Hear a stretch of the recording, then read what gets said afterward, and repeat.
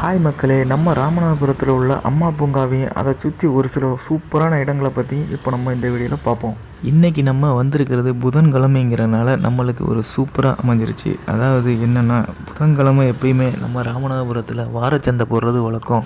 இந்த சந்தைக்கடை முன்னாடிலாம் எங்கே இருந்துச்சுன்னா, நம்மளோட புதிய பஸ் ஸ்டாண்ட் இப்போ கட்டியிருக்காங்கல்ல, அந்த புதிய பஸ் ஸ்டாண்டு இருக்கிற ஏரியாவை சுற்றி சந்தைக்கடை போட்டு இப்போ ரீசெண்டாக புதிய பஸ் ஸ்டாண்டு விரிவாக்கம் பண்ணி நல்லா பெருசாக கட்டினதுக்கப்புறம் இந்த சந்தைக்கடையை அப்படியே இந்த பக்கம் மாற்றிட்டாங்க.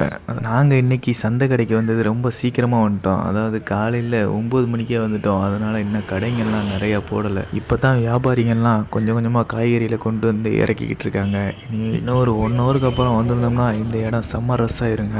ஆமாங்க, இந்த அம்மா பூங்காவுக்கு ஆப்போசிட்டில் அப்படியே ஓம் சக்தி நகர் போகிற ரோடும், அந்த ரோட்டில் அப்படியே ஸ்ட்ரெயிட்டாக போனோம்னா நம்ம கேணிக்கரை ரோடை பிடிச்சிடலாம்.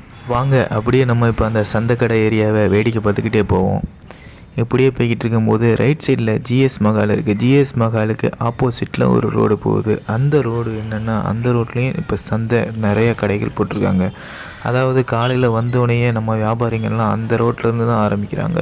இந்த ரோடு கொஞ்சம் உள்ளே இருக்கிறனால, அதாவது மெயின் ரோடை விட்டு கொஞ்சம் உள்ளே இருக்கிறனால நம்ம மக்கள் பாதுகாப்பாகவும் ரிலாக்ஸாகவும் நம்ம மக்கள் காய்கறிகள், பழங்கள், சாமான்கள் எல்லாம் வாங்கிட்டு போகிறதுக்கு வசதியாக இருக்குது இந்த ரோடு. நம்ம ராமநாதபுரம் வாரச்சந்தையோட ஸ்பெஷலே என்னென்னா, காய்கறி, பழங்கள் இதை மட்டும் இல்லாமல் நம்ம ஏரியாக்காரங்க ரொம்ப சுவைச்சு ருசியாக சாப்பிடக்கூடிய கருவாடும் இங்கே ஸ்பெஷலாக கிடைக்கும். கண்டிப்பாக நம்ம போகும்போது இன்றைக்கி நல்ல கருவாடை பார்த்து வாங்கிட்டு போவோங்க. இந்த இடத்துல நின்று அப்படியே சுற்றி பார்த்தோம்னா நம்ம இப்போ எங்கே நிற்கிறோம்னா, அம்மா பூங்காவோட பேக் சைடில் தான் நிற்கிறோம்.